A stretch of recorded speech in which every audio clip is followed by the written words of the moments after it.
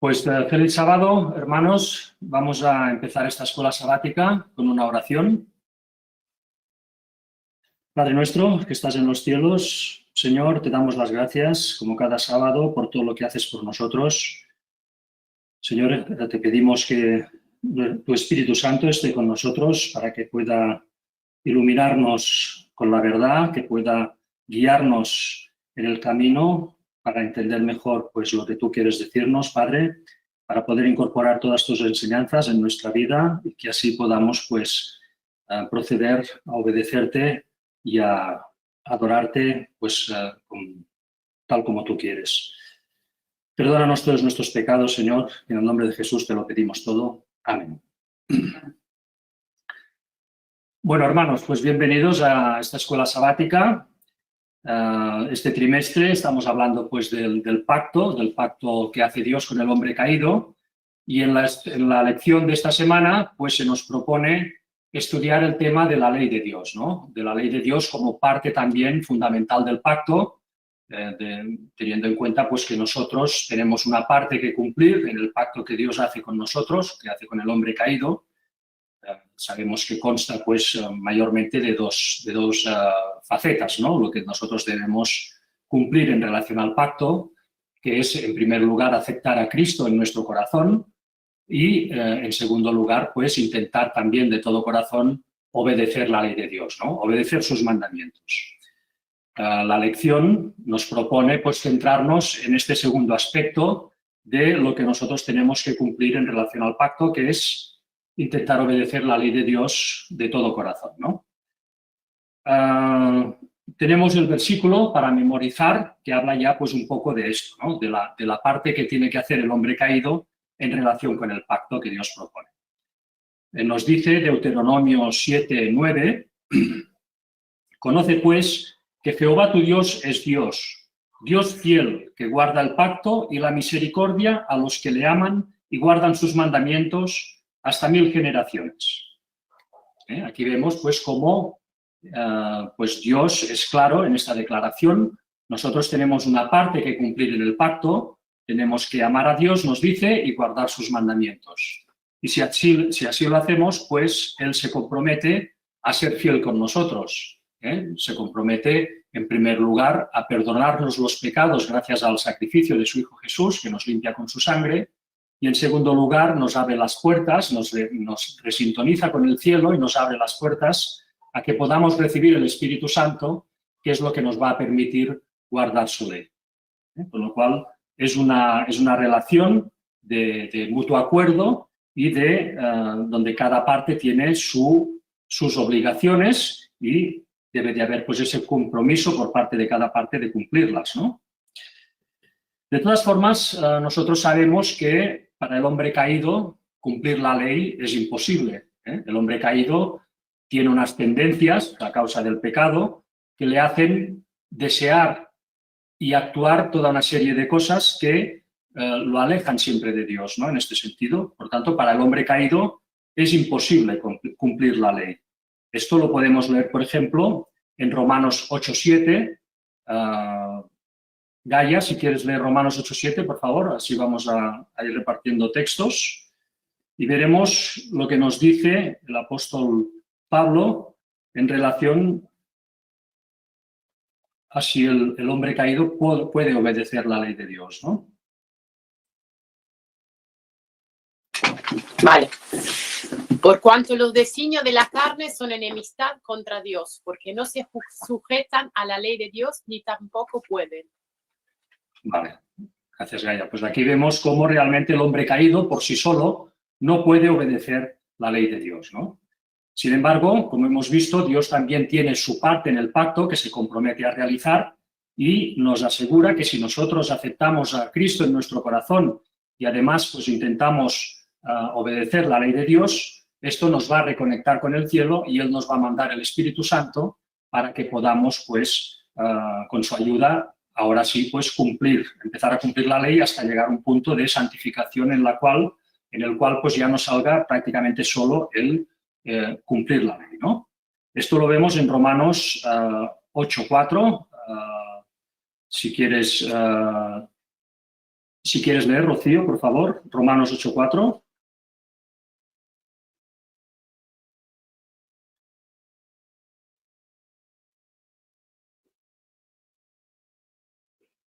Romanos 8:4, ¿no? Ven, Nancy, la Nancy quiere leer. El 4. Para que el requisito de la ley se cumpla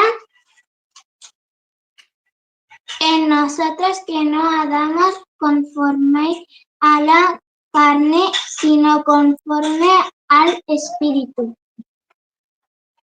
Muy bien, gracias. Sí.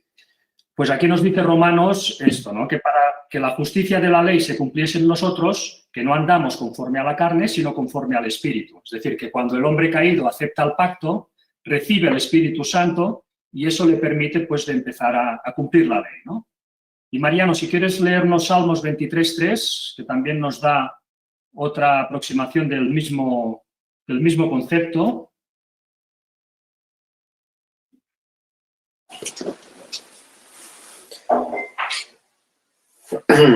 Confortará mi alma, me guardará por sendas de justicia, por amor de su nombre. Vale, gracias. Pues aquí vemos cómo efectivamente, pues Dios es el que asume esta responsabilidad, pues, de guiar a la persona, de posibilitar que la persona caída, que está, pues, siguiéndole, pues pueda llegar a obedecer su justicia, ¿no? Pueda llegar a obedecer su ley. Bueno, esto es algo que todos ya sabemos de sobras, porque lo hemos tratado muchas veces, pero es lo que presenta la lección. También, finalmente, evidentemente, esto no es suficiente. También, porque uno podría decir, bueno, pues yo acepto a Cristo, de esta forma ya recibo el Espíritu Santo y a partir de aquí, pues bueno, ya iré cumpliendo la ley, ¿no? O sea, será una cosa que irá creciendo en mí, poco a poco, pues ya la iré cumpliendo, pues tranquilidad y no preocuparse, ¿no? Pero evidentemente la palabra de Dios también pone el énfasis en que nosotros tenemos que poner de nuestra parte, tenemos que poner de nuestra voluntad, ¿no?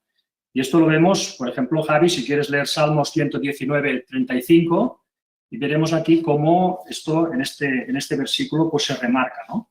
El hecho de que nosotros debemos estar pues poniendo nuestra voluntad en cumplir los mandamientos. No es solo esperar a que Dios lo haga todo, sino que nosotros debemos pues poner de nuestra parte, ¿no?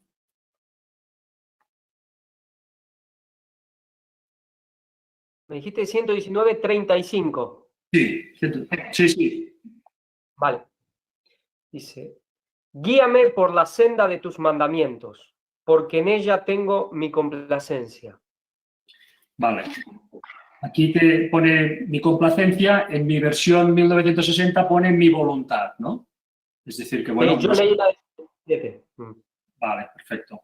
Bueno, pues un poco la idea es esta. Nosotros, evidentemente, tenemos que poner también de nuestra parte, debemos poner toda nuestra intención en cumplirlos, ¿no? Entonces es cuando Dios puede actuar en nosotros. Así que tenemos, resumiendo, pues estas 4 facetas de lo que es el pacto que hace Dios con el hombre caído, ¿no? Están los 2 aspectos que debe cumplir Dios y están los 2 aspectos que debe cumplir el hombre. Dios nos limpia los pecados y nos ayuda a no pecar más, y nosotros pues debemos aceptar a Cristo en nuestro corazón y debemos esforzarnos también en guardar la ley. Esto sería, pues muy resumido, lo que fue el pacto que se hizo con Adán y Eva, ¿no? La lección del domingo se titula La elección de Israel. Y aquí la lección pues ya nos sitúa en las escenas donde un pueblo es escogido por Dios, es levantado por Dios, pues para darle de una forma muy clara lo que es la ley y lo que es el pacto.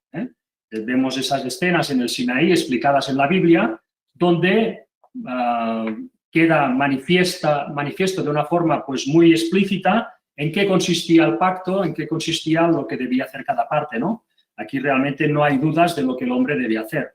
El hombre, en este sentido, tiene una gran información en lo que es la Biblia, no tiene necesidad de hacer las cosas mal, ¿no?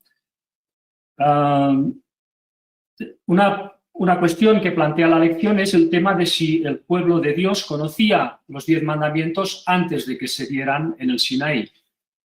Bueno, y en este respecto pues nos da un versículo que lo aclara un poco, ¿no? Fanny, si quieres leernos Génesis 26:5.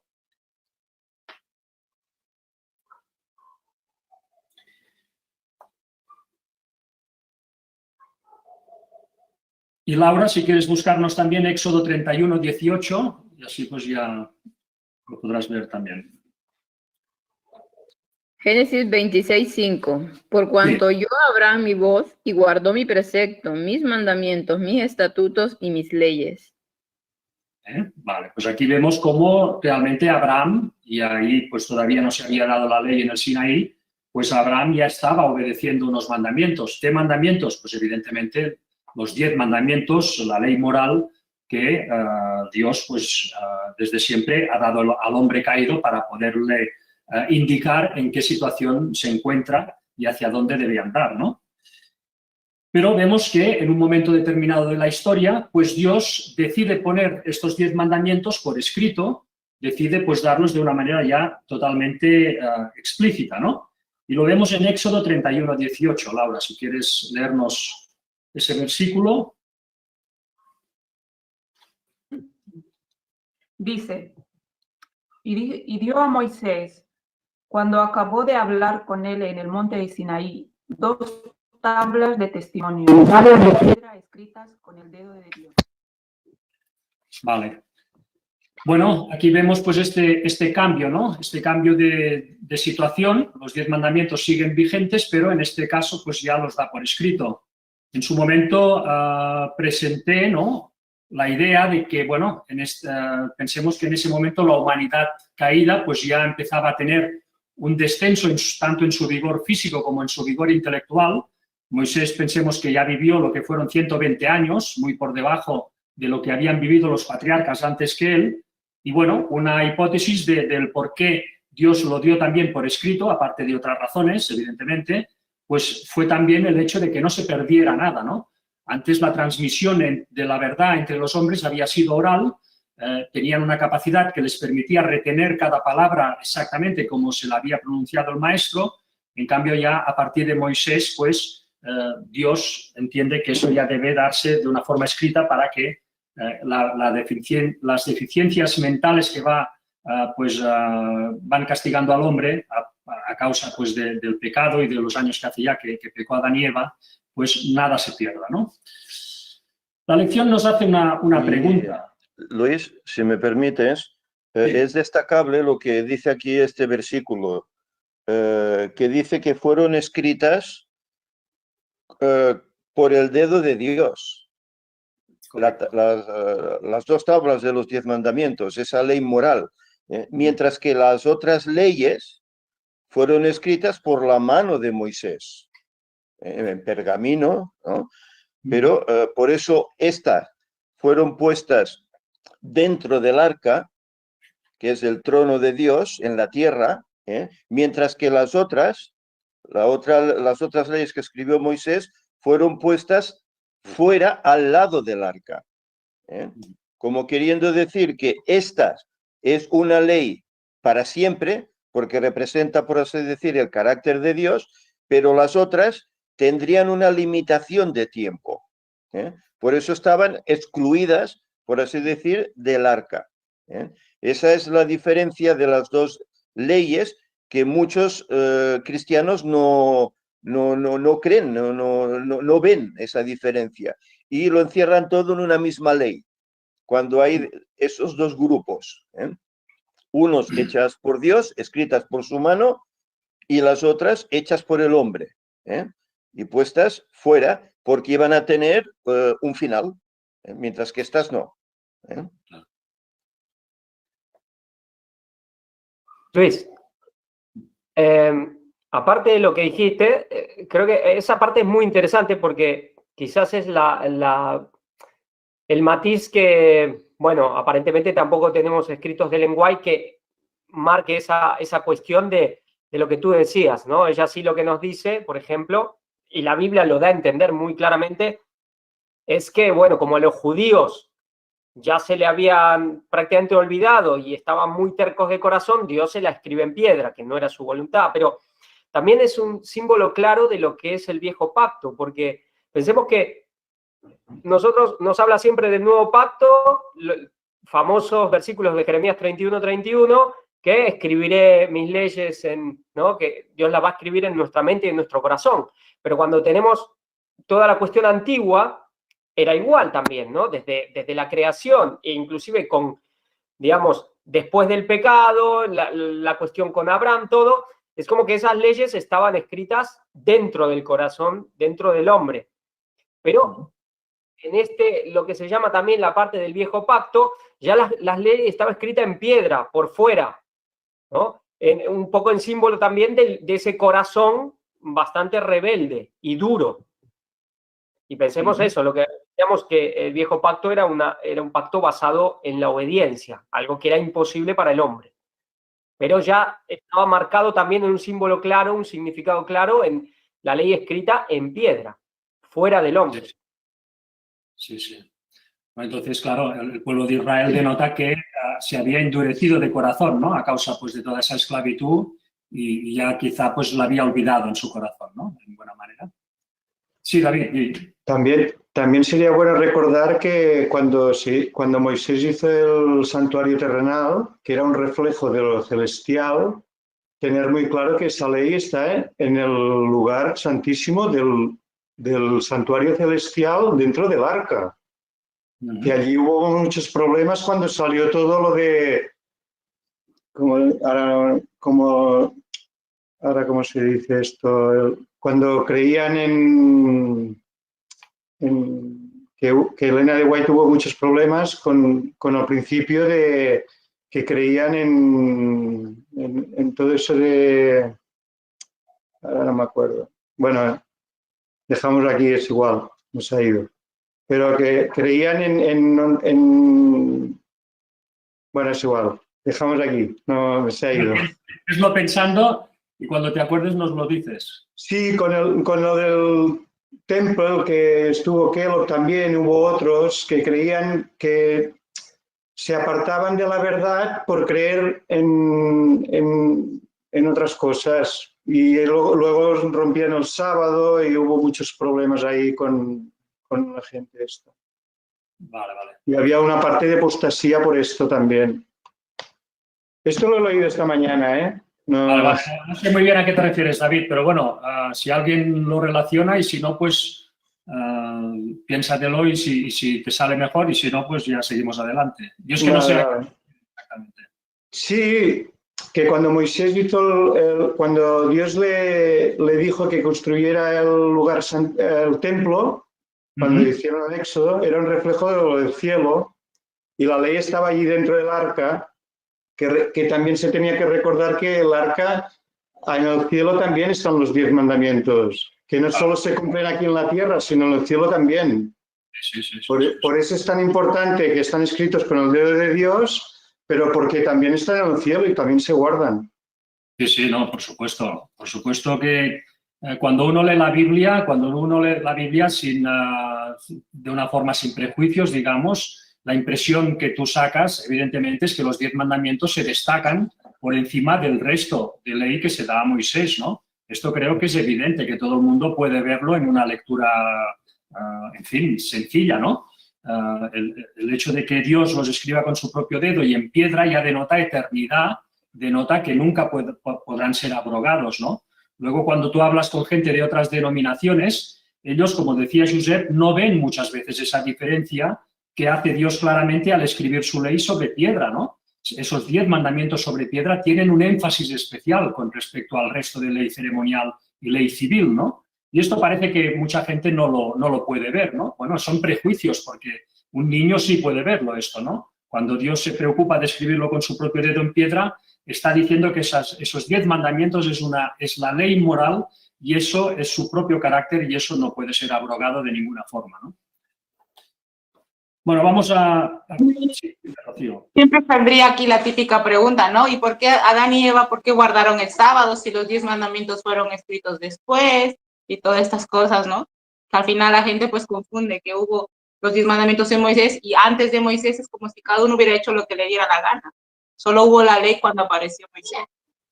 Claro, en la Biblia hay ejemplos de mandamientos que se están guardando. Por ejemplo, bueno, hay varios, ¿no? Y el más claro, evidentemente, es de que el sábado se dio pues, el séptimo día de la creación y a partir de ahí ya se empezó a guardar. Lo que sucede que, bueno, que hay denominaciones que ellos niegan eso y a los 7 días de la creación les dan miles de años y entonces el sábado lo destruyen, ¿no? En este sentido, no lo contemplan que se diera que Dios santificara el séptimo día para que fuera guardado por los hombres, ¿no? Bueno, son trucos que hace el enemigo para al final tirar por tierra la verdad, pero si uno analiza la palabra con lógica y con corazón sencillo, pues las cosas se entienden tal como fueron escritas, ¿no? No son más complicadas, o sea que no son complicadas, me refiero. La lección continúa, ¿no? Nos hace una pregunta, nos dice, ¿para qué eligió Dios a Israel? ¿Para redimirlo, mientras que todos los demás fueron elegidos para el rechazo y la perdición? Es decir, ¿por qué Dios levantó al pueblo de Israel, ¿no? Y lo levantó pues para salvarlos a ellos y abandonar a los demás, ¿o con qué objetivo levantó a Israel, ¿no?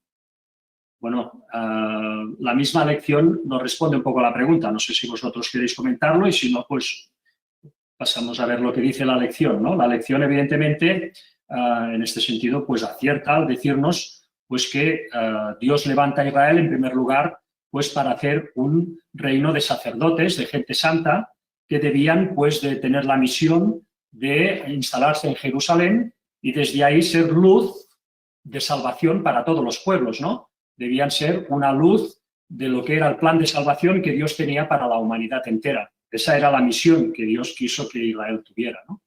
Y evidentemente, finalmente, dar paso al nacimiento del Mesías. Sí, dime, Javi.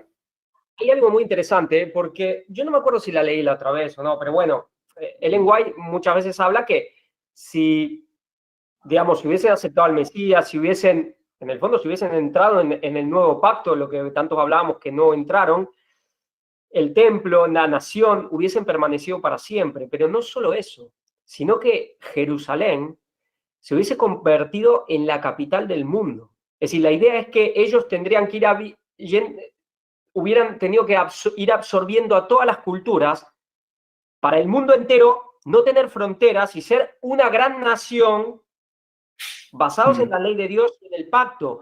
Pero es exactamente lo mismo que Satanás está queriendo hacer. Derribar todas las fronteras y Jerusalén como capital de una única nación, de un único orden mundial. Es decir, lo mismo que Dios quiso hacer con Jerusalén, pero no pudo por el pueblo, porque estaban en el pacto de ellos, lo que hablábamos, pues Satanás lo va a querer hacer y de alguna manera quizás tendrá éxito, pero es exactamente lo mismo. Sí, efectivamente. Es otro plagio, ¿no?, que hace Satanás, escoger esa idea que Dios había tenido con el pueblo de Israel, de que fuera luz para todas las naciones, y ahora lo va a hacer con el papado primero y el falso Mesías después, ¿no? Y desde luego es interesante ver cómo Satanás no inventa nada y de él podemos extraer también verdades, ¿no? Porque, claro, él lo copia todo, por tanto, bueno, ahí se vislumbra muchas veces ideas que Dios ha tenido, que él las pone en práctica, ¿no? Torcidamente, pero las pone en práctica. Muy interesante realmente, ¿no? Bueno, el texto también estamos en la lección del domingo, acerca de por qué Dios eligió a Israel como pueblo de Dios para dar pues esa ley por escrito y que fuera luz para todos los pueblos. Y la lección nos dice lo siguiente. Vamos a leer este texto que nos dice a ver qué podemos sacar de esto, ¿no? Nos dice, la tradición judía enseñaba que Dios hizo el pacto con Israel solo porque otras naciones lo rechazaron primero. Es decir, que Dios levantó a Israel como pueblo porque los otros pueblos lo habían rechazado, ¿no?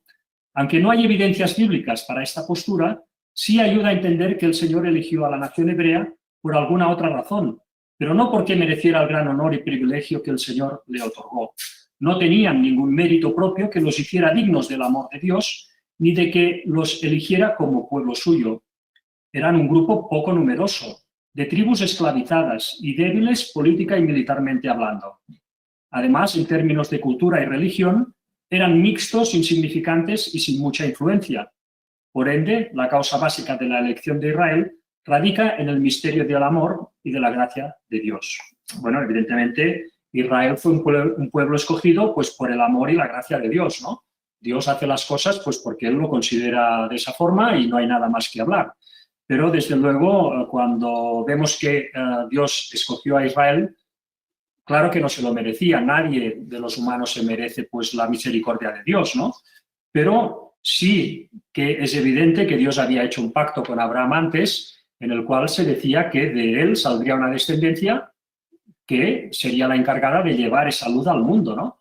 Y con lo cual, pues en este sentido, sí, Israel se merecía, tenía todo el derecho a ser levantado por Dios, ¿no?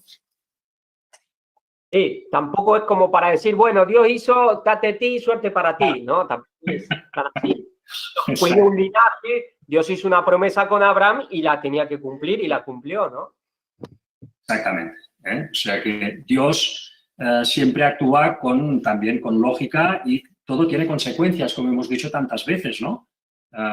Si tú has nacido en una familia en la cual han sido temerosos de Dios y han de alguna forma sido sinceros en buscar la verdad y en adorar a Dios, pues bueno, tienes en ese sentido una bendición extra a la hora luego de poder afrontar cuando tú naces, pues el entender mejor pues lo que es la palabra de Dios. Eso no quiere decir que ya seas salvo, pero desde luego Dios sabemos que actúa también a través de las generaciones y bueno, pues eso da una mayor ventaja al que ha nacido en una familia en la cual ha habido pues ese respeto hacia las cosas de Dios, ¿no?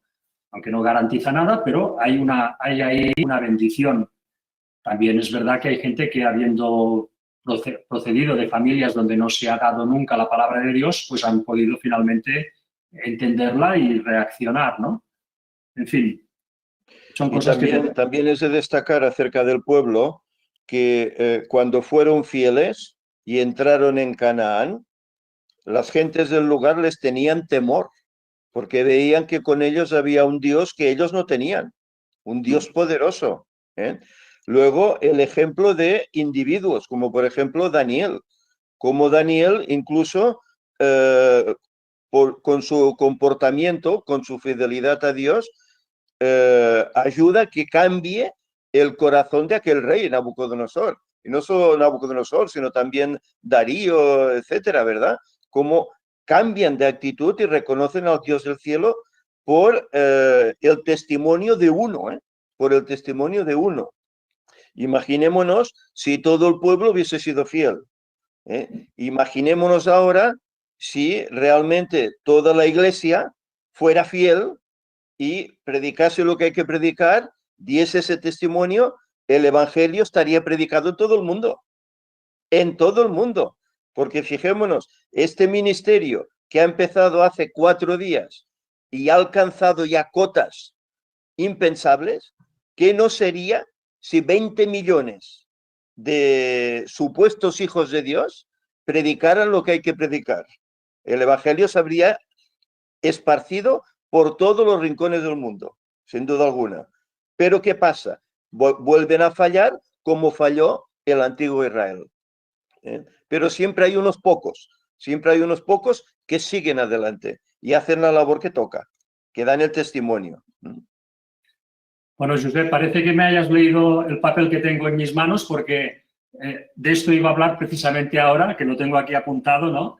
Y veremos este contraste, porque la lección hace una declaración realmente sorprendente acerca de cómo la Iglesia Adventista ellos consideran que es el reflejo exacto de lo que fue el pueblo de Israel en sus días, a nivel de que era el encargado de dar la luz al mundo, ¿no? Y veremos la contradicción en la cual entra la Iglesia Adventista en este sentido, una contradicción muy fuerte, ¿no? Vamos a primero, en primer lugar, darnos cuenta de cuál era la situación del pueblo de Israel cuando Jesús, en su aparición en el templo, ya pues poco antes de ser crucificado, él, pues hablando con los dirigentes del Sanedrín, les pone delante suyo la verdad de que ellos dicen que hacen las cosas de Dios, pero en realidad no las hacen, ¿no?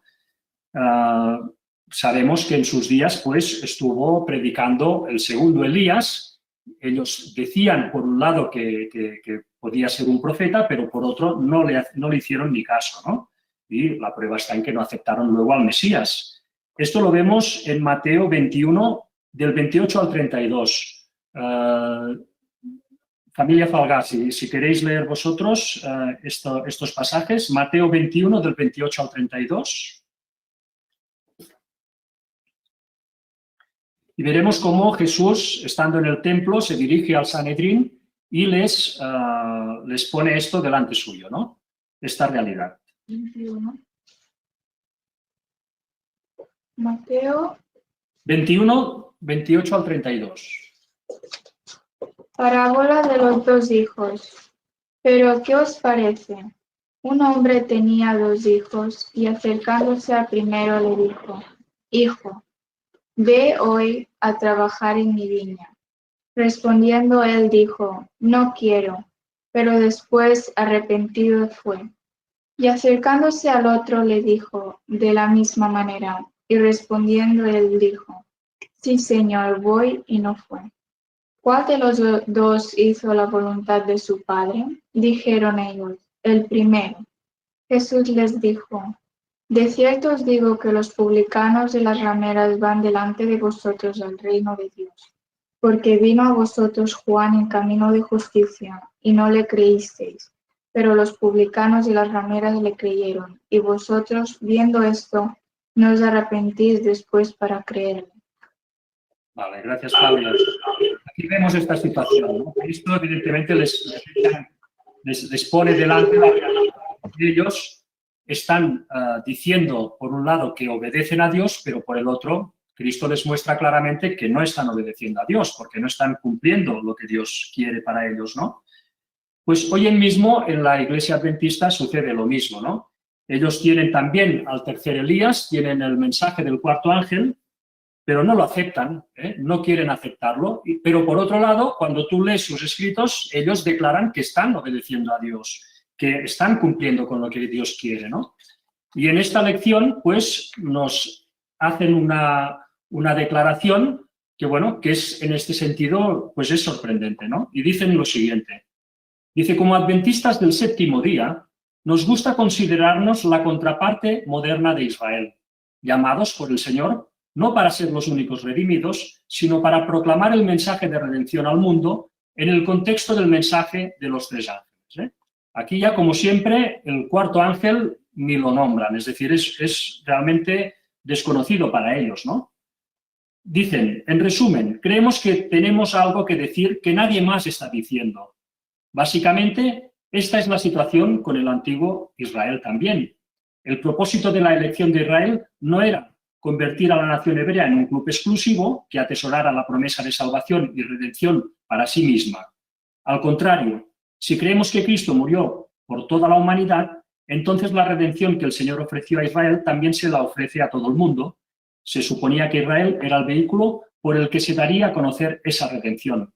Nuestra Iglesia ha sido llamada a hacer lo mismo, ¿no? O sea que, por un lado, ellos declaran que están haciendo el trabajo, que deben hacer este trabajo, que son los que tienen pues la verdad presente, que deben darlo al mundo, que es su obligación, y están determinados a hacerlo, pero por otro lado te das cuenta que no aceptan, ya no digo el tercer Elías, pero ya no aceptan ni el cuarto ángel, todo el mensaje que debería estar dando ahora, denunciando pues toda la triple alianza, explicando bien lo que es Daniel 11 versículos finales, denunciando claramente al Vaticano y no haciendo pacto con ellos, y denunciando también lo que va a ser la falsa venida de Satanás, haciéndose pasar por Cristo para avisar a su pueblo, ¿no? Nada de esto está haciendo. Entonces, bueno, vemos este gran contraste una vez más, ¿no? Luis, fíjate que cuando Jesús les habla, digamos, Él le pone como evidencia de la verdad el testimonio de que las prostitutas y publicanos están aceptando y se están convirtiendo. Por eso el paralelismo es exacto en ese sentido. ¿Qué está pasando hoy?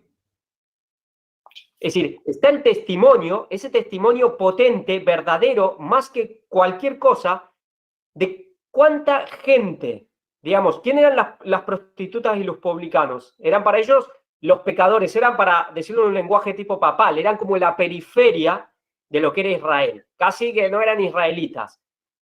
¿Qué está pasando hoy? ¿No? ¿Qué está pasando con este mensaje que da el ministerio? ¿Cuánta gente del mundo, los llamados pecadores, los que están en el mundo, están aceptando el mensaje. ¿Qué vemos con los otros? No solo la labor de la iglesia institucional, pero inclusive todos esos ministerios llamados disidentes. Lo único que hacen es que se sacan las ovejas unos a otros. Un día uno se la quita al otro, después el otro se la quita, después... Es decir, se mueven prácticamente en el mundo adventista y no mucho más. Hay algunos ministerios que tienen quizás un poco de alcance en algunos católicos y evangélicos, pero no pasa de ahí prácticamente. Este ministerio está llegando, por así decir, prostitutas y publicanos en gran manera. Y este es el testimonio. Y este es el testimonio. Por eso cuando se presentan los testimonios, que Víctor tanto lo repite, la evidencia de esta verdad, en ese sentido, bueno, es lo mismo que dijo Jesús. Sí, sí, sí. Sí, por eso que el paralelismo a mí me ha parecido totalmente impresionante, ¿no? Es decir, cómo a veces nos engañamos, ¿no? Los seres humanos en este sentido, ¿no? Cómo podemos ser ciegos delante de las evidencias de este calibre, ¿no? Bueno, quizás hay testimonios que ya sabéis que no sacamos a la luz porque a veces las personas mismas nos los dicen, ¿no? Y he de deciros que literalmente, prostitutas han aceptado al Señor y han cambiado de vida. Y homosexuales también. O sea que, gracias a Dios, ya os digo, hay testimonios que no puedo mostrar, pero que os quedaríais alucinados de ver lo que el Señor está haciendo en muchísimos corazones y de muchos lugares. O sea que quien niegue la evidencia es porque le da la gana, pero la realidad, gracias a Dios, es la que es. Y creo que eso nos debe hacer sumamente felices de ver el poder del mensaje del cuarto ángel, que el Espíritu Santo es el que está moviendo. Y eso nos debe fortalecer en seguir dándolo, les guste o no les guste, a quien sea. Amén. Mirad, hablando acerca de este librito que hemos estado presentando ahora, que hemos escrito, hemos estado presentando, hay 12 temas. Y salvo el último que es la segunda venida de Cristo, todos los demás no están siendo predicados por la Iglesia. No están siendo predicados por la Iglesia. Y hay 12. Podían haber muchos más, pero en principio solo hay 12 ahí, ¿eh? Salvo el último punto, que es la segunda venida, y salvo en algunos momentos que coincidimos, la Iglesia no predica esos mensajes. Y eso es lo que el mundo necesita para conocer a Cristo y entregarse a Cristo. Por lo tanto, la labor que dice aquí que están predicando un mensaje único, pues perdona, pero es el mismo mensaje que predica un evangélico o que predica cualquier otro, pero no es distinto. Hoy por hoy no es distinto de cómo era al inicio de la Iglesia Adventista. Entonces sí que era un mensaje único, pero hoy no tienen un mensaje único, tienen un mensaje común con los demás y sobre todo con el catolicismo, al cual ya están muy relacionados. Efectivamente, esto es así, ¿no? Pero desgraciadamente pues parece que hay una ceguera en este sentido y no lo ven, ¿no? La misma lección del domingo pues nos hace la siguiente pregunta, ¿no? Dice, analiza tu función en la Iglesia.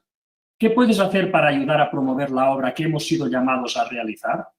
Recuerda, nos dice, si no estás ayudando activamente, lo más probable es que hasta cierto punto te interpongas en el camino, ¿no?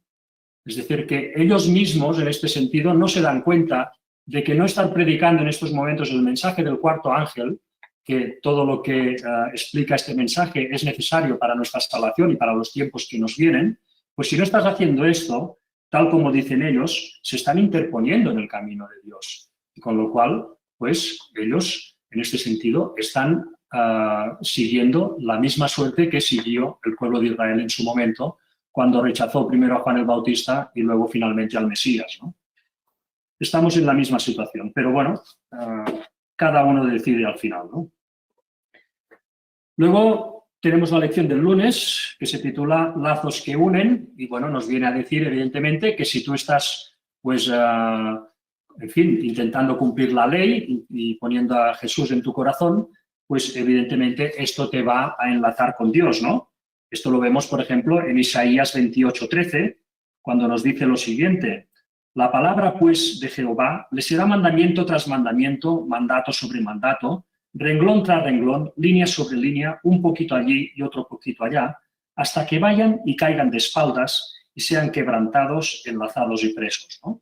Si nosotros cumplimos con nuestra parte del pacto, Dios nos va enlazando en lo que es su realidad y nos transforma. Y quedamos pues hasta el punto que llegamos a quedar pues sellados, ¿no? Hemos dicho que obedecer los mandamientos pues forma parte de nuestra obligación, ¿no? Respecto al pacto. En Deuteronomio 4:13 nos dice: y él os anunció su pacto, el cual os mandó poner por obra los 10 mandamientos y los escribió en 2 tablas de piedra. Vemos cómo es importante obedecer la ley para formar parte de este pacto y evidentemente también pues aceptar a Jesucristo, ¿no? Estos son los mandamientos, nos dice la lección, la ley, son normas que Dios pone para regular, digamos, lo que es la creación, ¿no? Nos dice lo siguiente respecto a las normas, ¿no? Si entendemos un pacto como, entre otras cosas, una relación, entonces es necesario trazar algún tipo de reglas y límites. ¿Cuánto tiempo duraría un matrimonio, una amistad o una sociedad comercial si no hubiera límites ni reglas, ya sea que estén expresadas específicamente o se entiendan tácitamente? Por esto hay que poner límites, trazar líneas y establecer reglas. Solo así se puede mantener la relación. Y es verdad, ¿no? O sea, el pacto que Dios hace con la humanidad caída, pues tiene una serie de mandamientos, de reglas, de obligaciones, que lo que hacen es poner orden a una situación, pues, caótica y dirigirlo todo a buen puerto, ¿no? Esto en todo pacto, por tanto, es lógico pensar que debe de haber normas, ¿no? Si nosotros vemos lo que es un pacto a nivel pues, de lo que es la sociedad del mundo, la sociedad civil, que ahí también pues, se hacen lógicamente pactos entre personas, vemos que un aspecto del pacto suele ser lo que se llama un límite de temporalidad, ¿no? O sea, cuando tú haces un pacto, por ejemplo, tanto de trabajo como de un servicio que ofreces dar a otro o incluso prestar una ayuda a otra persona, pues muchas veces se incluye una cláusula que es un límite de temporalidad, mediante la cual tú estableces un tiempo de duración para ese pacto, ¿no? Entonces, el pacto que Dios hizo con la humanidad caída también tuvo un límite de temporalidad, es decir, Dios dio un plazo de cumplimiento durante el cual Él se comprometía con este pacto. Bueno, esto lo podemos leer, por ejemplo, en Hechos 17:26, ¿no? Pep, si quieres leernos Hechos 17:26, veremos la respuesta a eso, ¿no? Si el pacto de Dios que Dios hizo con Adán y Eva tenía un límite de temporalidad o no.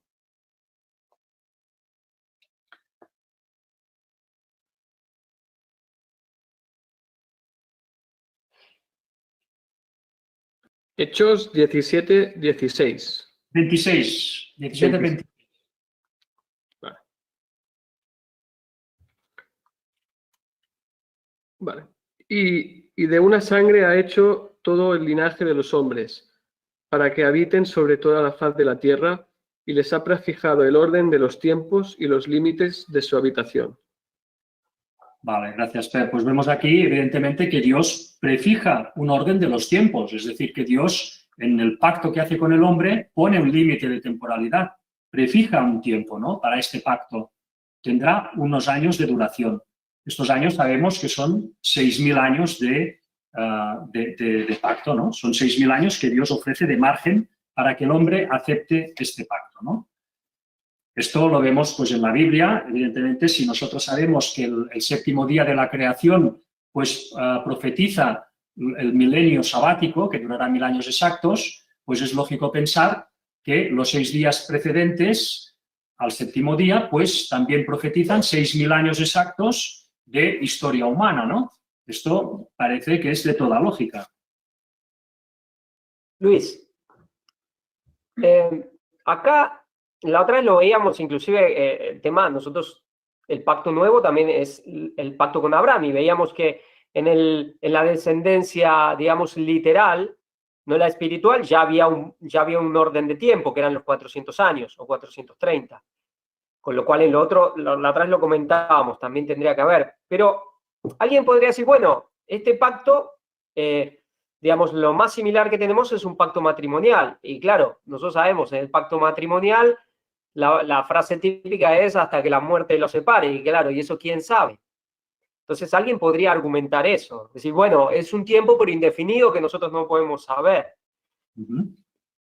Pero digo, por si alguien piensa eso, o ya sea para negar el mensaje o porque, bueno, le viene esa duda, recordemos muy bien aquí el tema del matrimonio judío, ¿no? Que se hemos presentado, Fanny fue la que más presentó de esto, más detalladamente, y recordemos que había como dos partes del matrimonio, digamos, desde que se arreglaba todo, que ya se los consideraba casados, y eso lo vemos inclusive en el Evangelio con José y María, hasta que se consumaba y el novio el esposo se la llevaba a vivir. Sí, Ángel también, por eso digo, varias veces se ha comentado esto, y nosotros estamos en esa fase, porque nosotros no hemos llegado al momento de que nuestro esposo nos viene a buscar y ya nos lleva definitivamente, indefinidamente, lo que sería eternamente, a vivir.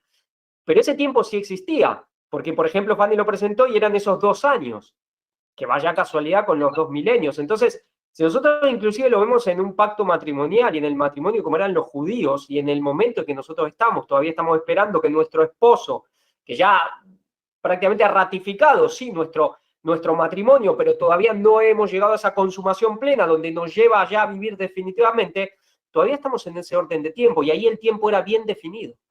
Entonces, se mire como se mire, hay un tiempo definido, claramente especificado. Claro, hay un tiempo definido para lo que es el noviazgo, ¿no? Para lo que es el tiempo que el hombre caído tendrá de margen para poder aceptar a Dios como marido, ¿no?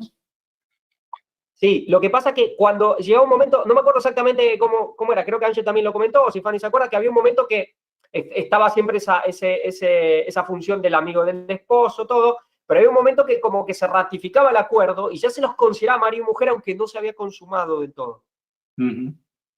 Sí. Entonces, no estamos en ese momento. Pues en este sentido vemos cómo pues hay ese límite de temporalidad en el aspecto de que, bueno, tenemos 6.000 años de margen, la humanidad caída, para aceptar el pacto, ¿no? Y vemos que además estos 6.000 años están relacionados con lo que es 6.000 años de pecado y no 6.000 años de historia humana, porque vimos en el culto que pude presentar la anterior vez, como Miller, por ejemplo, consideraba que estos 6.000 años empezaban en la creación. Nosotros hoy en día sabemos que estos 6.000 años empiezan con la caída del hombre, ¿no? Bueno, una pista de que esto es así también la tenemos, por ejemplo, en las medidas del templo, ¿no? En donde veíamos que ahí se indican también en esas medidas pues los 6.000 años de historia humana, 4.000 años hasta la venida de Cristo con el velo que se rasgaba y 2.000 años hasta la segunda venida, ¿no? Entonces, en este sentido vemos cómo esos 6.000 años tienen la implicación de que se está ministrando por el hombre caído durante esos 6.000 años, ¿no? Vemos esa implicación en el templo. Entonces, vemos cómo los 6.000 años tienen esa implicación, ¿no? Y esto es una cuestión lógica porque es un orden de tiempo del nuevo pacto. Sabemos que ese nuevo pacto, ese arreglo que se hizo del pacto eterno cuando entra el pecado. Entonces, es un orden de tiempo que tiene que ver el nuevo pacto, que tiene un periodo exacto de 6.000 años, por supuesto. Como estamos en el nuevo pacto, el tiempo se tiene que, implica, digamos, es parte del nuevo pacto, no del pacto anterior al pecado, digamos. Las cosas comienzan de nuevo, comienza otra vez de cero. Sí. Bueno, pues vamos a continuar por el martes. Nos dice la ley dentro del pacto. Y aquí, pues, la lección nos explica un poco lo que es la palabra ley, que es Torá. Nos hace una pequeña explicación, vamos a leerla. Nos dice, la palabra hebrea Torá, que se traduce como ley en nuestras Biblias, significa enseñanza o instrucción. El término puede usarse para referirse a todas las instrucciones de Dios, ya sean morales, civiles, sociales o religiosas. comprende todos los sabios consejos que Dios ha dado en gracia a su pueblo, con el fin de que pueda experimentar una vida abundante tanto física como espiritualmente. No es de extrañar que el salmista pudiera llamar bienaventurado al hombre para quien en la ley de Jehová está su delicia y en su ley medita de día y de noche. Nos dice también la lección que al leer la ley o Torá, las instrucciones y las enseñanzas registradas en los libros de Moisés que se convirtieron en parte del pacto de Israel, nos dice que al leer la ley o Torá nos impresiona la amplia gama de instrucciones. La ley toca todos los aspectos de estilo de vida de Israel, la agricultura, el gobierno civil, las relaciones sociales y la adoración. Y ahora la lección pues nos hace una pregunta, ¿no? Dice, ¿por qué supones que Dios le brindó tantas instrucciones a Israel? Y bueno, os la traslado también a vosotros. ¿Por qué Dios dio hasta ese punto de detalle de instrucciones a Israel, ¿no? Realmente los inundó con todo tipo de leyes para que pudiera regular cada aspecto de su vida, ¿no? Bueno, la lección hace esta pregunta. La lección no responde que es para así dar prosperidad a Israel. Hombre, desde luego, ¿no? Cuando tú obedeces la ley de Dios que Él te da, pues obtienes prosperidad a nivel espiritual sobre todo, ¿no? A mí se me ocurre también, evidentemente, pues que Israel era un pueblo que, saliendo de Egipto, un pueblo que había caído, digamos, en lo más bajo, era el pueblo también escogido para dar a luz a lo que sería el Mesías, con lo cual era un pueblo que debía hacer una transformación de 180 grados, totalmente debía irse al otro lado, ¿no? Al lado de la pureza del sacerdocio santo, ¿no?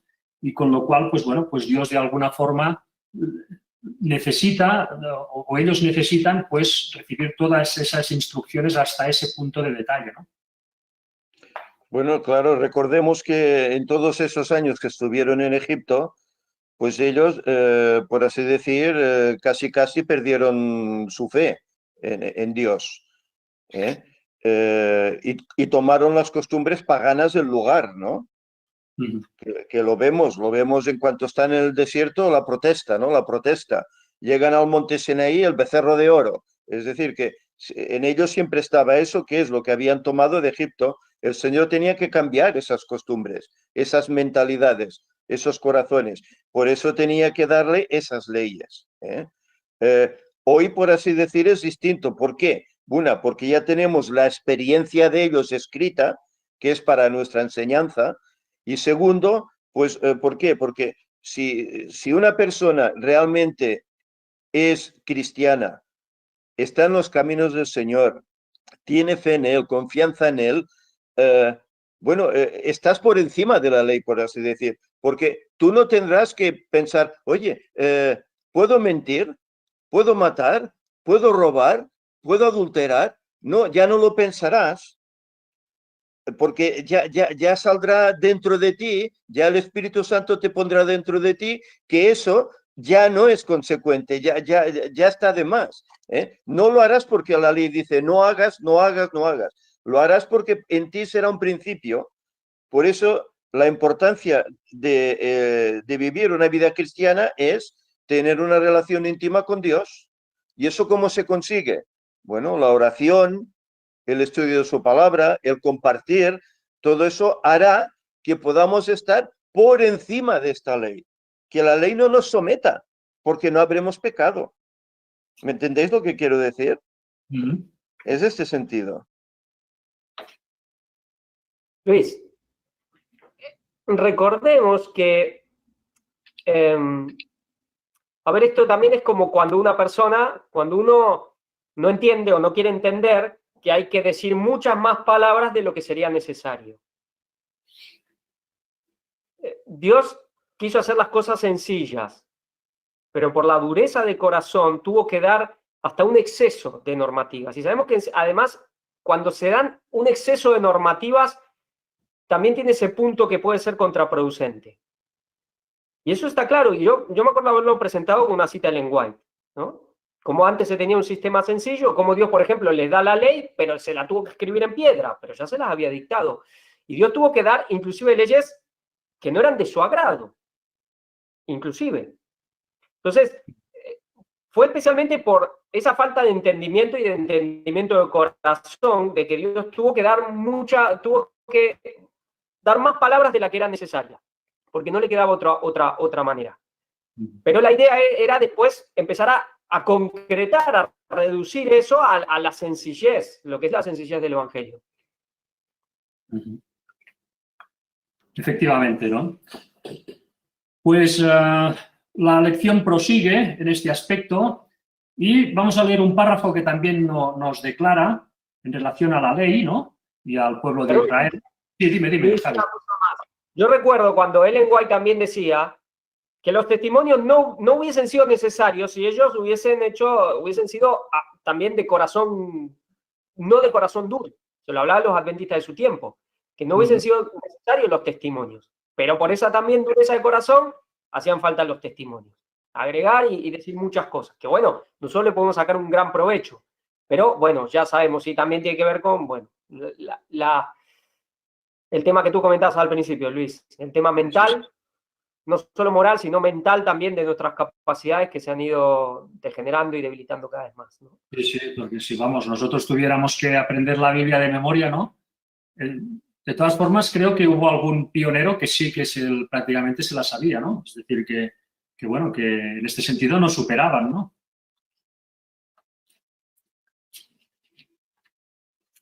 Pues vamos a leer este párrafo que nos dice la lección a modo de introducción de una declaración que hace después referente al espíritu de profecía, a lo que son los libros de Ellen White, que a mí me ha dejado realmente pues impresionado, ¿no? Porque creo que en ninguna escuela sabática, al menos desde las que yo pues estoy presente, había escuchado pues una declaración que tirara de esta forma por tierra a Ellen White, ¿no?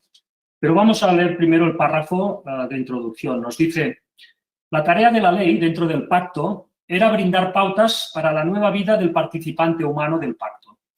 La ley introduce al miembro del pacto en la voluntad de Dios, a quien se llega a conocer en el sentido más pleno mediante la obediencia, que es por fe a sus mandamientos y a otras expresiones de su voluntad. El papel que desempeñaba la ley dentro de la realidad viva de la relación del pacto mostraba que Israel no podía seguir los caminos de otras naciones, no podía vivir de acuerdo con la ley natural, las necesidades ni los deseos humanos, ni siquiera de acuerdo con las necesidades sociales, políticas y económicas en sí.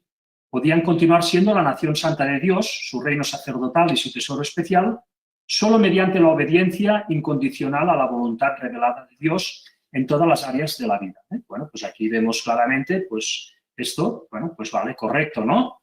Pero luego nos dice lo siguiente, ¿no? Y os pido que estéis atentos para intentar entre todos ver qué nos están diciendo aquí, ¿no? Dice: al igual que el antiguo Israel, los adventistas del séptimo día han recibido una amplia gama de consejos relacionados con cada fase de la vida cristiana a través de una manifestación moderna del don profético. Bueno, aquí se está refiriendo evidentemente a Ellen White. ¿Por qué deberíamos considerar que estos consejos son un regalo de Dios, no un menoscabo del pensamiento y la acción independientes? Al mismo tiempo, ¿qué peligros enfrentamos al convertir este regalo en algo legalista, como hicieron los israelitas con sus regalos? Pero aquí la frase que realmente a mí me deja descolocado es esta, ¿no? Dice: ¿por qué deberíamos considerar que estos consejos, es decir, los libros de Ellen White, son un regalo de Dios, pero no un menoscabo del pensamiento y la acción independientes? ¿Qué quiere decir esto? ¿Que Ellen White son buenos consejos, pero que no nos deben condicionar a la hora de limitar nuestra doctrina, a la hora de ponerlo en práctica en nuestras vidas? ¿Quiere decir esto? Porque yo no lo entiendo de otra forma, ¿no? Se vuelvo a hacer la pregunta: ¿por qué deberíamos considerar que estos consejos, es decir, los libros de Ellen White, son un regalo de Dios, no un menoscabo del pensamiento y la acción independientes? O quizá lo estoy entendiendo mal, quizá lo que está diciendo es que no deberíamos no obedecer a Ellen White como una limitación de nuestra libertad. No sé vosotros cómo lo entendéis. Quizá está diciendo esto, yo me estoy equivocando, ¿no? Está queriendo decir que, bueno, que los libros de Ellen White pues no debemos tomárnoslo como algo que nos limita nuestra libertad. A ver, yo creo que hay que entender que aunque mucha gente adventista sigue negando una verdad, la doctrina adventista, que es la número 18 con respecto al Ellen White, la han prácticamente vaciado. A Ellen White solamente le han dejado un carácter de autoridad profética y nada más. Es decir, lo que es mensajera del Señor, lo que es una fuente autoritativa y permanente de verdad, que era como estaba escrito antes esa doctrina adventista, eso ya lo han quitado. Entonces creo que va bastante relacionado, va acorde, por lo menos acorde, al pensamiento que tiene hoy la Iglesia con respecto a Ellen White y a los testimonios. Yo he tenido discusiones con gente con este tema, no, que eso no es así, es así, pero no, en vez de ir a ver cómo era antes y cómo es ahora, se guían por lo que dice un pastor, que dice, no, lo que pasa antes se la exaltaba demasiado, entonces se la ha puesto en su lugar, la han rebajado completamente. Entonces, claro, le dan un lugar, pero muy poquito. Bueno, sí, nos puede ayudar, pero tampoco es una fuente firme, de verdad, algo en que debe guiar nuestra fe, en donde debemos fundamentar nuestra fe. Claro. Mira, ayer estaba, bueno, he tenido que ir a la casa de Víctor y hablamos un poco de ciertas cosas del catecismo católico, con ese lenguaje ambiguo, con ese lenguaje de la serpiente, que era como que a veces sabes que te la están pegando, no lo puedes tomar exacto de decir, bueno, no lo dicen de una manera muy abierta, muy descarada, pero te la están pegando, digamos. Es decir, siempre se las arreglan para rebajarla y rebajarla. ¿Por qué? Porque es acorde a lo que ya decidieron ya de hace varios años. Ya venían y hace varios años, ya en el 2015 especialmente, ya decidieron tirarla por tierra. Y van a corte. Hombre, es que recordemos que, por lo menos aquí en España, supongo que en los demás países debe suceder lo mismo. En un sermón predicado desde un púlpito, desde un estrado, no se puede emplear el Ellen White. No se puede citar el Ellen White. Hoy por hoy, y ya desde hace unos años. Eso ya fue una normativa que a nosotros nos llegó desde la Unión Española. Que en el sermón no se utilizase escritos de Ellen White, solo Biblia. Para que, bueno, se decía para que los demás no nos vean que tenemos un profeta, ¿no? Que tenemos otro profeta. Que no nos comparen con los mormones, por ejemplo, ¿no? Y está prohibido, es decir, que lo que estaba diciendo Javi, que la han limitado a tal punto que la han expulsado de la predicación, la han expulsado. Entonces digo yo, el estudio bíblico que habla sobre el espíritu de profecía también debe estar eliminado, se supone, ¿no? Ya no deben darlo ese estudio, ¿no? Desde luego, la pregunta, claro, ahora leyéndola, leyéndola otra vez, pues es que es una pregunta que tiene tela, ¿no? Porque puedes interpretarla de las dos maneras. O sea, puedes interpretarla como que nos está diciendo que, aplicar los libros de Ellen White a tu vida no debes tomártelo como algo que te va a limitar tu libertad, y es verdad, ¿no? Pero está escrito de una forma que también puede denotar que hacer caso al 100% a Ellen White puede limitarte a la hora de tener una acción independiente o una forma de interpretar las cosas, pues a veces con matices diferentes, ¿no? Yo entiendo, ahora leyéndolo mejor, que probablemente la lección nos está defendiendo a Ellen White en este sentido. Lo que no entiendo es por qué se hacen las preguntas de esta forma tan complicada, tan rebuscada, que al final parece que digan una cosa y no la otra. No sé el por qué hacen las cosas así. Dime, Aparte María. que... perdón. Dime, Gaia. No, digo que aparte que creo que aquí todo lo que hemos leído, varios libros de Ellen White, sabemos que es una paliza. A nivel personal son una paliza y justamente son lo que te mueven junto con la Biblia. Pero bueno, por mi experiencia personal, fueron más los escritos de Ellen White que te mueven a hacer cambios y varios cambios. O sea que es totalmente entra en tu vida personal. Pero bueno, me parece que le ponen como una palabra que no le gusta a nadie, ¿no? Que no te toque la libertad, lo giran. Ese discurso es propio como habla la serpiente, Satanás. Cuidado con la cosa de la profeta de Dios que después te toca la libertad. Son cambios que tú haces en tu vida cuando te das cuenta, ¿no? Porque es así. O sea, no sé por qué lado lo quieren. Realmente sea un lenguaje... Es un lenguaje complicado. Hacen las preguntas de una forma muy complicada. Sí. Te lían. Ya. Nosotros ya lo hemos leído, inclusive de lenguaje, cómo en la época de Jesús los dirigentes usaban el lenguaje ambiguo. El que quiere que tome un catecismo católico y verá la ambigüedad del mensaje, cómo te van colando las mentiras, pero a veces sabes que te la están colando, pero es difícil, no es tan abierto, tan descarado. Hay cosas que por ahí sí, las cuestiones de sacramentos, de la Virgen María, pero en otras cuestiones es muy sutil. Y nosotros ya lo hemos visto de hace tiempo, con las lecciones en los puntos estos conflictivos, cómo empieza esa ambigüedad del lenguaje. Que claro, también pueden decir, no, esto está bien escrito, eso se está defendiendo la verdad, pero es ambiguo. Y el lenguaje ambiguo viene de quién viene. Ya sabemos de quién viene. ¿Quién utiliza ese tipo de lenguaje?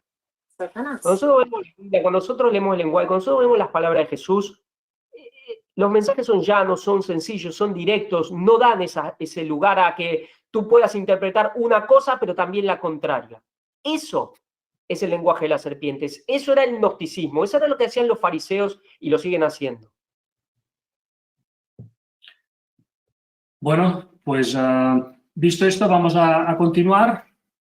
Ya para ir terminando, tenemos la lección del miércoles que nos habla sobre la estabilidad de la ley de Dios. Bueno, en el sentido que evidentemente pues los 10 mandamientos pues son eternos, ¿no? Son estables en este sentido, no van a cambiar. Y no van a cambiar porque los 10 mandamientos son un reflejo de lo que es la moral de Dios, de lo que es como que reflejan lo que el carácter de Dios, la naturaleza de Dios, ¿no? Y como Dios no cambia, pues los 10 mandamientos tampoco cambiarán nunca. Nos dice Malaquías 3:6, porque yo Jehová no cambio. Por esto, hijos de Jacob, no habéis sido consumidos. Y en Santiago 1:17 nos dice, toda buena dádiva y todo don perfecto desciende de lo alto, del Padre de las luces, en el cual no hay mudanza ni sombra de variación. O sea que la lección nos dice también si su universo está sujeto a leyes físicas y morales invariables. Es este hecho el que nos da verdadera libertad y seguridad. Bueno, y es así, ¿no? Evidentemente, los 10 mandamientos, pues, es una guía segura de lo que es el carácter de Dios y de lo que debe ser también nuestro carácter, ¿no? Aquí nos sale también un escrito que nos dice lo siguiente, a mí me ha gustado en este sentido, ¿no? Nos dice, su voluntad y su ley son una sola cosa. Dios dice que lo que está bien porque esto describe las mejores relaciones posibles. Por lo tanto, la ley de Dios nunca es arbitraria ni está sujeta a caprichos ni a fantasías. Es lo más viable, es lo más estable, del universo. Bueno, y es verdad, ¿no? O sea, Dios, al definir cómo deben ser las cosas a través de su ley, a través de los 10 mandamientos y de toda la palabra de Dios, nos está describiendo cuál es la mejor manera de comportarse para la criatura en este universo, ¿no?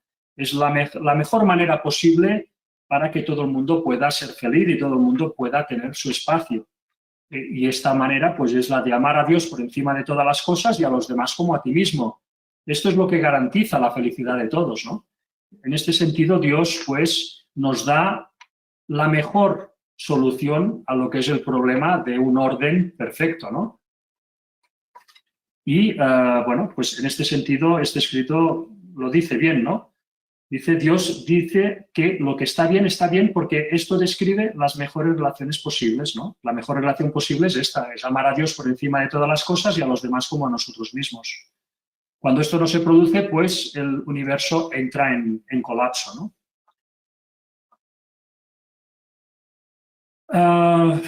¿Qué más nos dice? Nos dice también la lección. Si la ley de Dios no puede salvar a una persona del pecado, ¿por qué Él la incluyó como parte del pacto?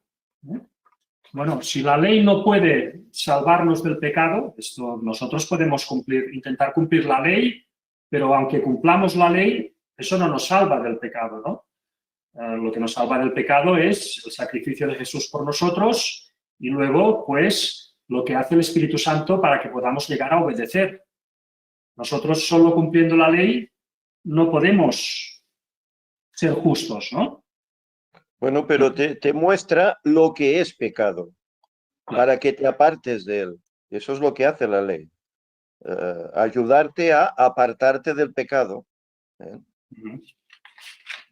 Sí, efectivamente. O sea, aquí, por ejemplo, Ellen White nos dice lo siguiente, ¿no? Bueno, vamos a ver. Claro. ¿Por qué incluye la ley en el pacto? Es decir, nosotros podríamos decir, bueno, yo acepto a Jesús, Él ya me perdona los pecados y a partir de aquí, pues yo ya estoy limpio y ya puedo entrar en el cielo, ¿no? Pero evidentemente también es importante que nosotros lleguemos a guardar la ley.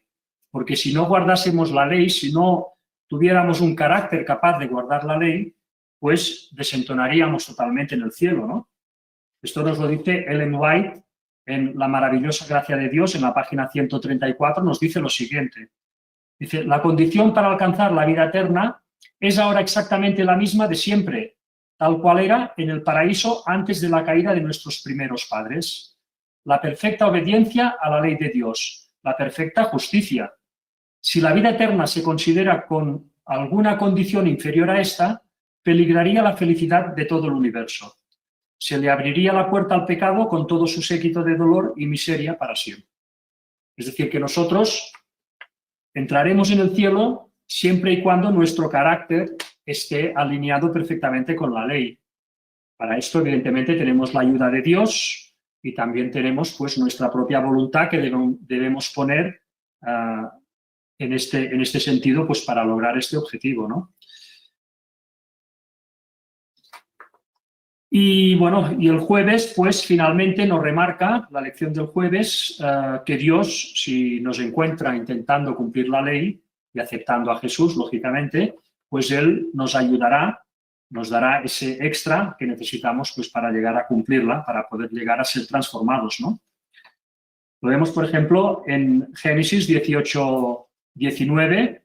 Josep, si quieres leernos Génesis 18, 19, y con esto pues ya iremos terminando. Rocío, Génesis 26, del 4 al 5. Y Mariano, si quieres leernos Éxodo 19, 5. Y con esto pues ya iremos terminando. Génesis 18, 19 dice, yo lo elegí y sé que mandará a sus hijos y a su casa, que después de él sigan guardando el camino del Señor y practicando lo que es justo y recto, para que el Señor envíe sobre Abraham lo que le ha prometido.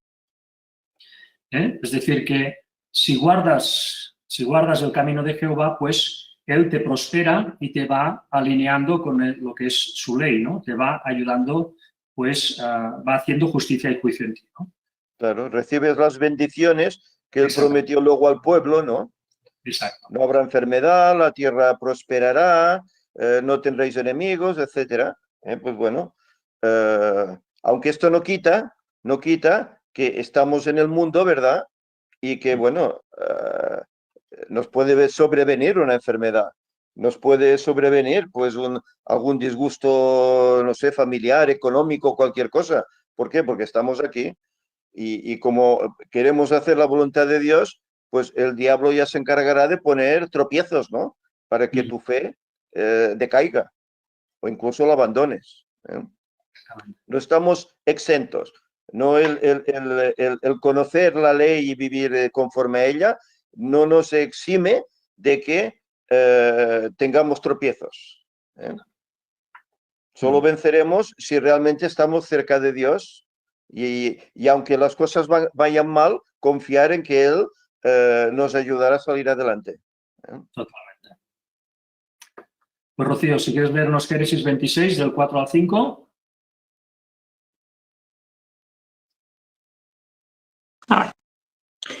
Multiplicaré tus descendientes como las estrellas del cielo, y les daré todas estas tierras, y todas las naciones de la tierra serán benditas en tu descendiente. Porque Abraham oyó mi voz y guardó mi precepto, mis mandamientos, mis normas y mis leyes. Bueno, vemos aquí cómo Abraham hizo ese acto de obediencia con Dios y Dios lo recompensó, pues, dándole todas las bendiciones, también la de ser capaz de alinearse totalmente su carácter con el de Dios, ¿no? Es Dios también el que nos ayuda a cumplir la ley. Y finalmente, Éxodo 19:5. Ahora pues, si diereis oído a mi voz y guardareis mi pacto, vosotros seréis mi especial tesoro sobre todos los pueblos, porque mía es toda la tierra. Gracias, Mariano. O sea que si realmente nosotros estamos en esa labor de intentar de todo corazón obedecer su ley, pues Él nos habilitará mediante el Espíritu Santo para poderlo hacer, ¿no? Seremos su especial tesoro y en este sentido, pues seremos transformados, ¿no? Y finalmente, sí, ¿quieres decir algo, Javi? ¿No? Sí, yo recuerdo hace algunos años, hay un libro, creo que el autor es de aquí, yo sé que seguramente sabrá, pero hay un libro que se llama Más allá de la ley. Es un libro, por lo menos aquí en España, bastante conocido dentro del adventismo. Roberto Badenas, me dice Laura, ¿no? Sí, el de encuentros ese. Es un libro muy interesante, ¿por qué? Porque nosotros generalmente tenemos una concepción de ley muy romana. El concepto de ley hebrea no era igual. El concepto romano es muy cuadriculado, es por así decir, es como una línea y tú más allá estás bien, para este lado de la línea ya estás fatal. El concepto hebreo, ley es verdad, quiere decir instrucción y todo eso, pero era más como un camino. No es tan así, tan radical que... Entonces, ¿qué pasa? Sí, la obediencia perfecta es algo que solo cumplió Jesús. Y es verdad que es la norma para alcanzar la eternidad. Por eso necesitamos sí o sí la gracia, porque no podemos llegar. Pero ¿qué pasa? Para el concepto hebreo, y Dios, el concepto hebreo recibió más la mente de Dios ¿no? Más que los romanos, por así decir. Claro, mientras uno vaya en el camino, creciendo, perfeccionándose, estás cumpliendo la ley. Por eso, ¿qué pasa? Uno dice, bueno, para los que van a ser salvos, habrán llegado a ese listón último, más arriba de todos. Si no llegaste a eso, es que habrá muchas esferas. Sabemos que que están los 144.000, que llegarán a un punto de santidad que no se habrá dado antes.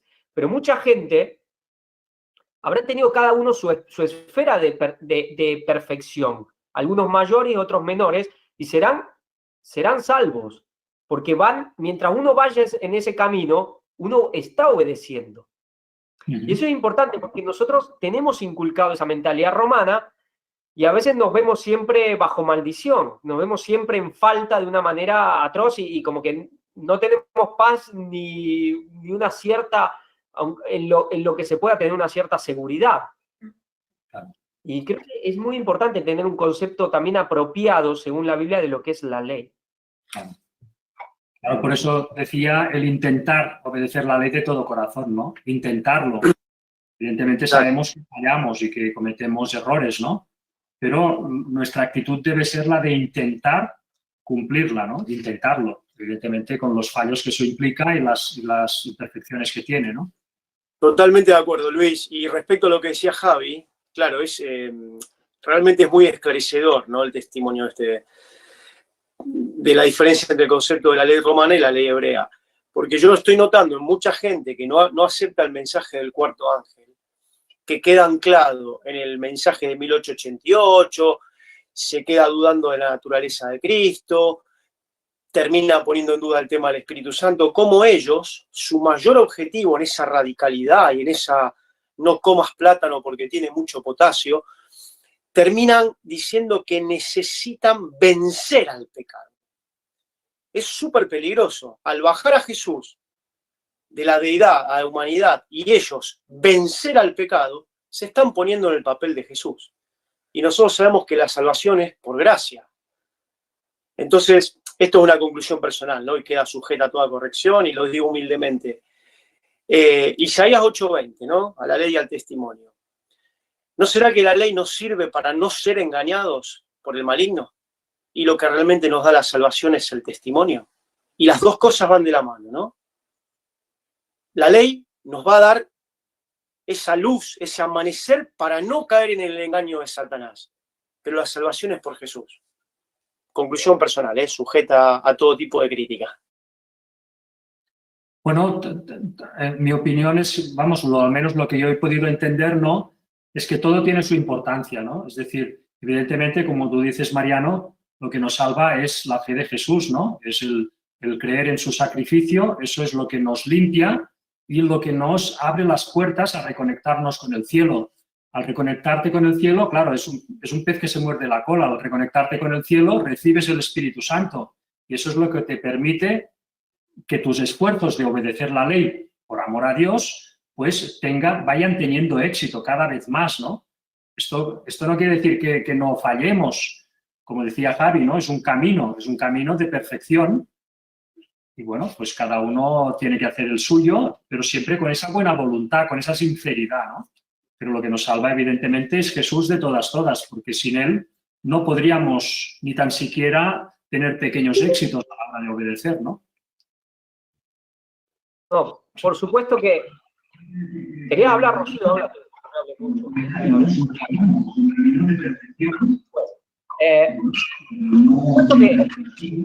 Mariano, por supuesto que debemos ir de victoria en victoria, de gloria en gloria. Ahí es cuando uno es salvo. Pero, no se oye muy bien, ¿eh? Ahora. Digo que entendemos lo que dice Mariano, y por supuesto que no vamos a negar que tenemos que ir de victoria en victoria, ¿no? Ese es el camino. El camino es ir de victoria en victoria, de gloria en gloria. Pero es verdad que cuando uno cae demasiado en el perfeccionismo, lo que él decía en 1888, se parecen al joven rico. Es decir, en ese énfasis, digamos, ya desviado de cumplir la ley, ¿qué pasa? Se la rebaja y se la pone como una norma externa. ¿Qué pasó con el joven rico? Jesús le nombra los mandamientos y él que dijo, no, sí, todo eso ya lo guardo así, tranquilo, ¿no? Como los judíos, sí, obedeceremos, ningún problema. Esa ley, sí. Y Jesús le dijo, sí, ¿es cierto? Todo lo obedeces, mira, haz esto y ahí ya... Pero bueno, entonces, tener esa conciencia, porque lo que pasa es que cuando nos enfatizamos mucho en la ley, nos ponemos legalistas y el legalista, ¿qué le pasa? Pierde la conciencia de pecado. El pecado cada vez es menor, hasta que llega al punto que piensa que no lo tiene. Bueno, ¿no? Es un tema, digamos, que hay que ser, también en esto, en la gracia y la ley, hay que ser sumamente equilibrado, y quizás es el punto central del equilibrio está en la gracia y la ley.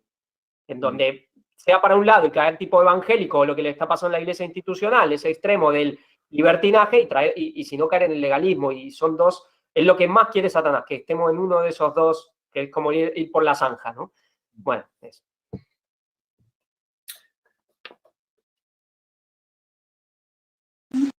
Bueno, yo iba a decir algo parecido porque me llamó la atención lo que decía sobre las leyes romanas a lo de la ley hebrea diferente. Básicamente, casi en lo poco que yo he visto, las leyes romanas estaban basadas prácticamente en el miedo. O hacías algo o había un castigo. Era básicamente obedeces por miedo. Y ahora mismo está pasando eso. Me voy a arriesgar a decir lo que voy a decir, pero ¿por qué se está atacando tanto a la vestimenta? ¿Por qué se está atacando tanto a la alimentación? ¿Por qué se está atacando tanto a los que no estamos saliendo al campo? ¿O porque si la mujer tiene el pelo corto? ¿Por qué hemos vuelto a leyes sumamente por miedo? Básicamente ya nada se hace por fe, porque nuestro exterior tiene que reflejar una santidad que quizás por dentro no reflejemos nada.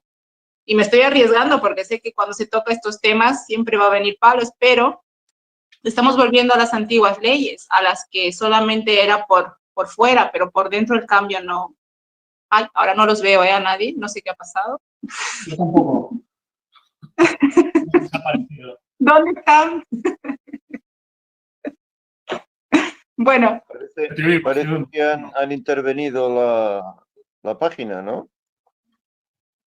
No sé, ¿qué ha pasado? Bueno, pues vamos a terminar Sí. con el viernes, ¿no? Ahora volvemos. Ya no me acuerdo qué estaba Ana diciendo. está riendo, igual es la Esto respuesta. es cosa de Ángel. Gracias, Ángel, gracias. Ya no me acuerdo, pero bueno, en sí, eso, que las leyes no están para dar miedo, sino para hacer cambios poco a poco, y creo que ninguno de los casos ha sentido realmente el llamado de Jesús, lo ha hecho por miedo, sino porque realmente, y poco a poco lo ha llegado a cumplir, con todos los defectos que tenemos, lo ha llegado a hacer realmente, no por miedo, sino por fe.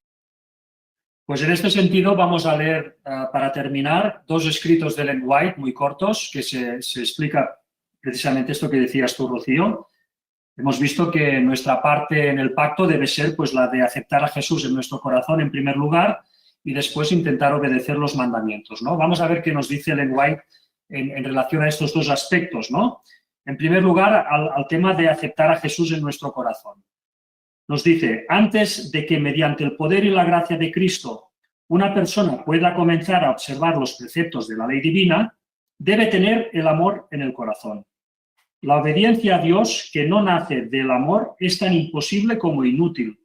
Donde existe el amor de Dios, la persona automáticamente pondrá su vida en armonía con la voluntad divina, como está expresada en sus mandamientos. Con lo cual, en primer lugar, claro, debemos sentir amor hacia Dios y eso ya nos irá moviendo a tener las ganas de obedecer, ¿no? O sea que, en primer lugar, amor. Sin el amor es imposible, ¿no? Y luego, el aspecto de obedecer sus mandamientos, ¿no? ¿Qué nos dice Ellen White?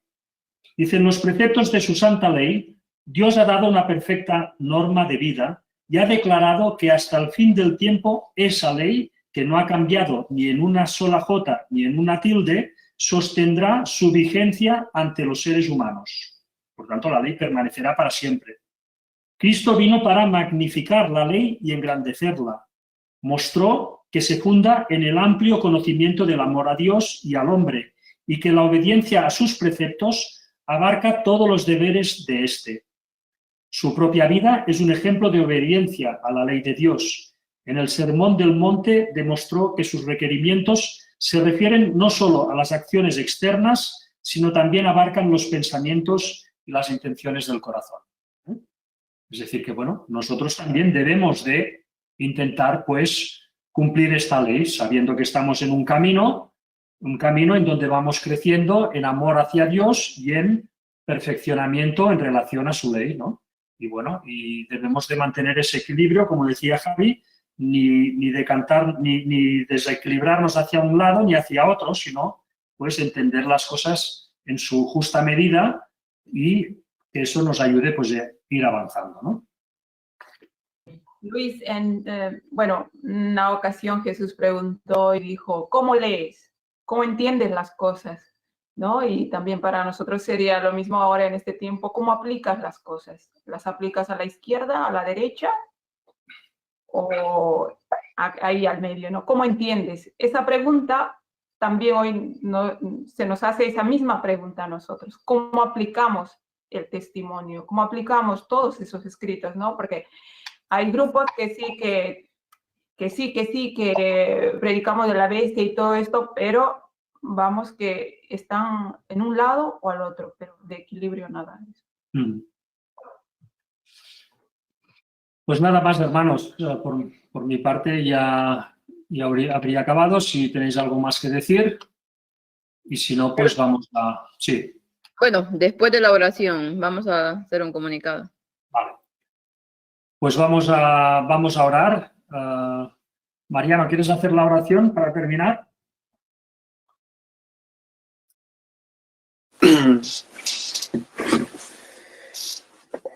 Padre nuestro que estás en los cielos, amado Padre, Señor bueno, omnipotente, todopoderoso, te agradecemos este sábado, esta reunión, esta disposición de los hermanos, este estudio que hacen todas las semanas, con humildad, bajo tu mando, Señor, siempre bajo guía del Espíritu Santo.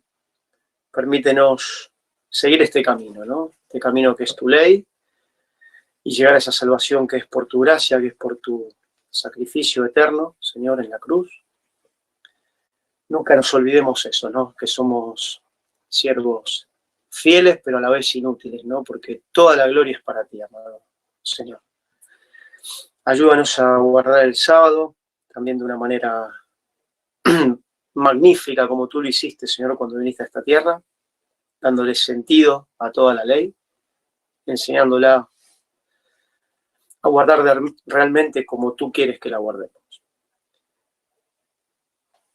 Guía a este grupo, Señor, guía a este ministerio, que tanta labor hace, pero siempre con esa humildad y poniendo toda la gloria a tus pies, Señor, porque todo es tuyo y ahí queremos estar en el 2031, Señor, como pueblo y poder llevar en tu santo nombre a todo el que se pueda a tus pies, Señor. Y nunca ponernos una medalla y un galardón a nosotros, sino adjudicar toda la gloria solo a ti. Gracias por estar aquí, gracias por este privilegio que tú nos das, de tener estas verdades. Todos los que han dejado su vida y su sangre para que hoy podamos también tener este discernimiento, Señor. Pero siempre que la gloria sea eternamente para ti. Te lo pedimos y te lo agradecemos todo en el nombre de Jesús. Amén. Amén.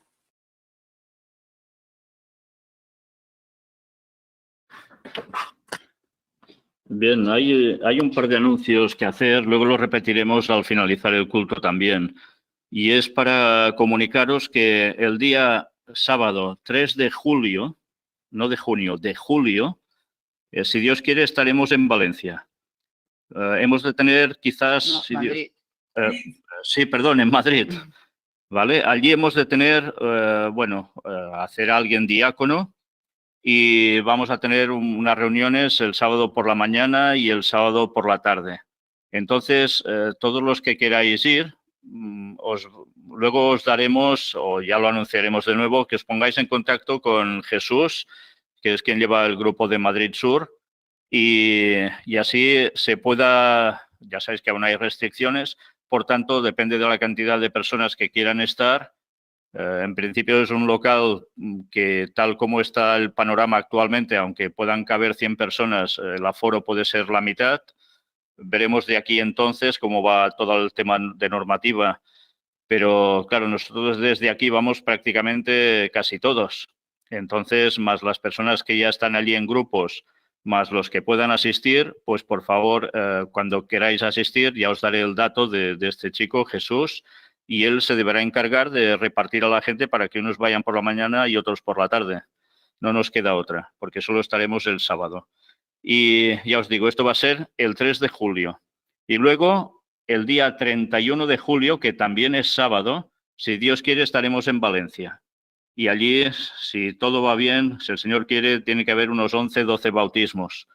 Con lo cual, bueno, ya sabéis también, todos los que queráis asistir, podéis poneros en contacto con Ricardo. Ricardo es el que va prácticamente a organizar dónde serán los bautismos, etcétera, etcétera. Hablad con él, ya sabéis que aparece como contacto también. Y a partir de aquí, una vez más, pues quizá deberemos hacer lo mismo, una repartición de personas, porque solo estaremos también el sábado, ¿vale? Luego lo volveremos a anunciar en el culto, mientras los que queráis asistir, pues haced planes y en el momento en que demos los datos a quien dirigiros, pues ya lo podréis hacer. Muchas gracias.